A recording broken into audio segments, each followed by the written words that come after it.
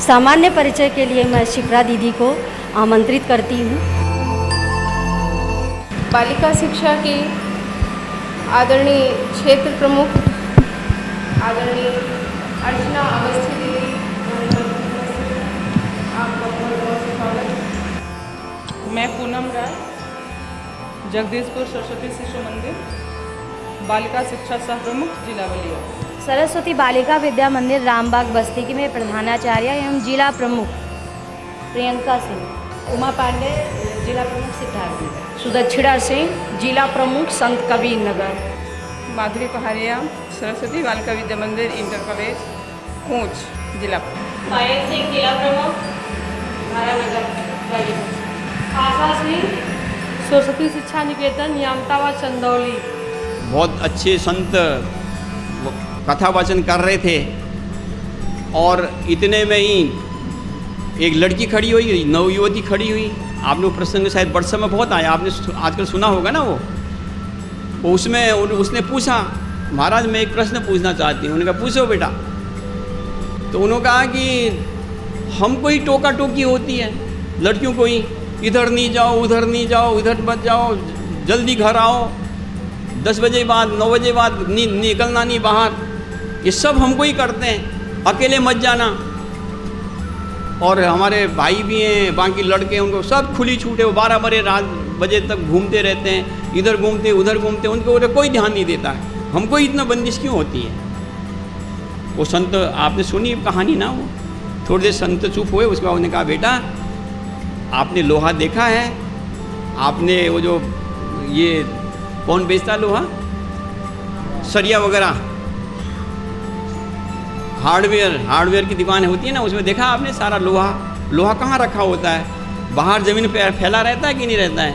बाहर ज़मीन फैला रहता है, उसमें जंग भी लगता है, उसमें हवा भी लगती है, उसमें पानी भी गिरता है।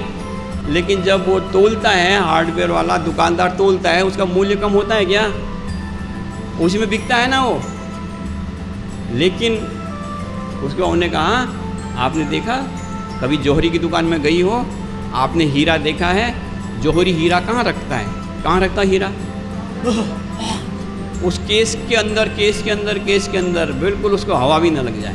तो उन्होंने कहा कि लोहे में पानी लग जाए, जंग लग जाए, कोई नुकसान नहीं होने वाला है। लेकिन हमारी जो बहन है, हमारी जो मातृशक्ति है, वो हमारे समाज की हीरा है, और उस हीरे में अगर एक खरोंच भी लग गई तो उसका मूल्य नहीं रहता। तो गृहिणी, माँ, मातृत्व, हमारा काम क्या है? घर को संभालना है। ये भाव अगर अभी से हम बच्चों में देंगे, बहनों में देंगे, तो वो जब शादी होने के बाद भी, जो कल बताया था बहन ने कि भी दीदी ने, कि समय पे भी विवाह भी समय पे करना, अब उसको वो होड़ नहीं होगा।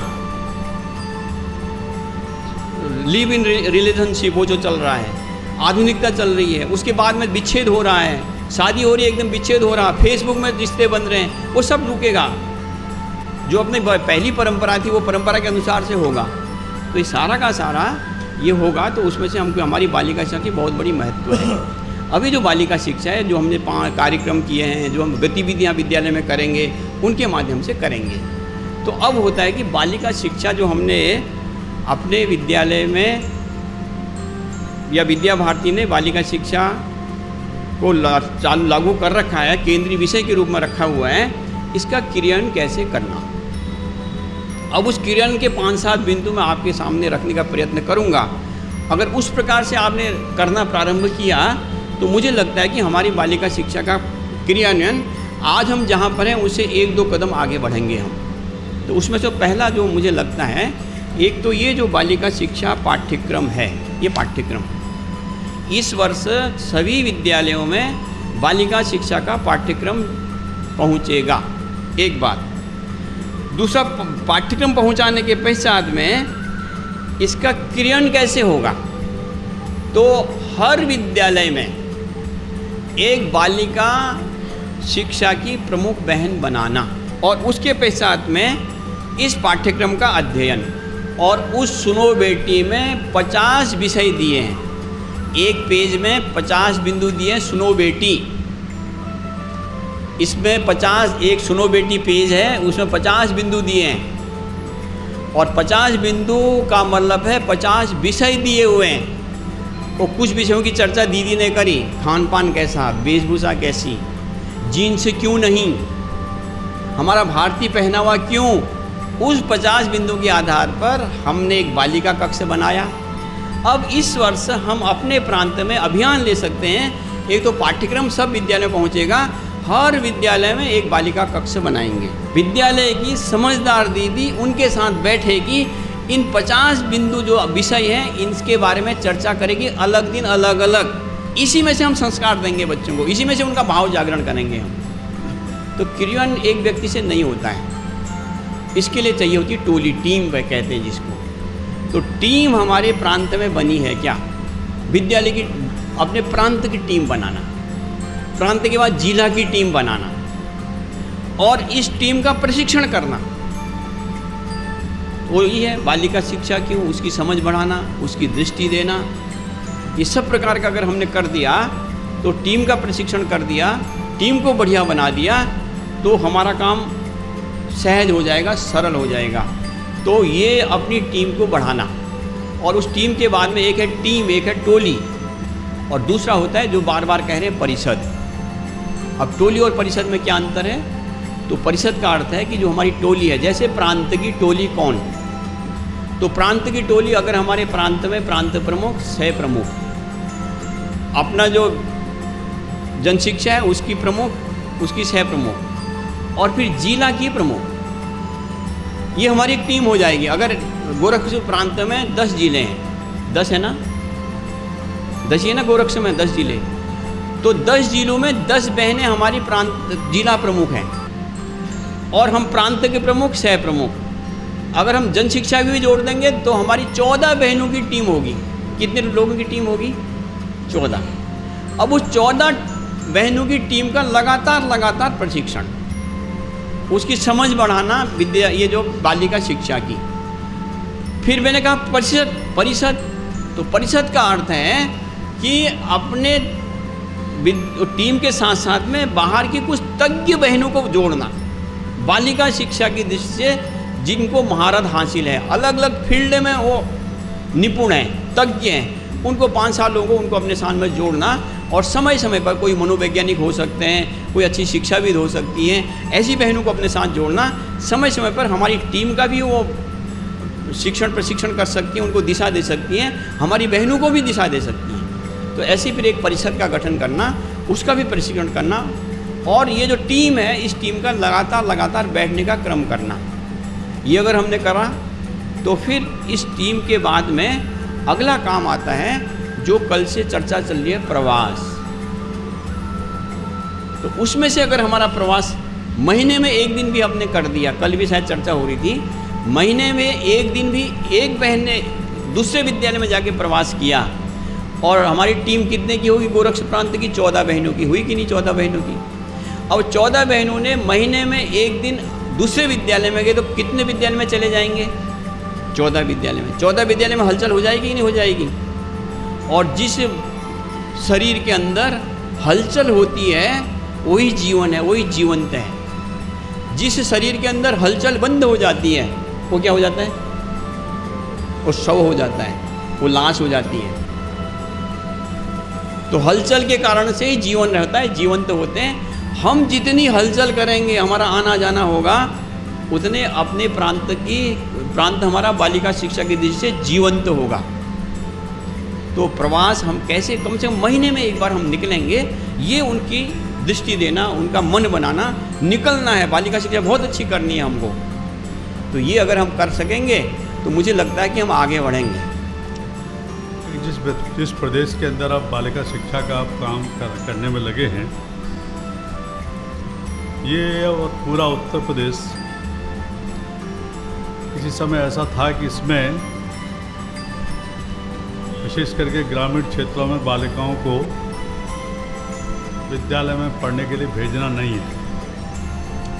तो भेजना है एक 8-9 वर्ष की उम्र तक उसे भेजना, बाद में उसको परिवार की व्यवस्थाओं के साथ चलाना। शायद किसी समय पर इधर उसका जो पारिवारिक जीवन भी की श्रृंखला में वो बहुत कम उम्र में यानी बन जाती थी।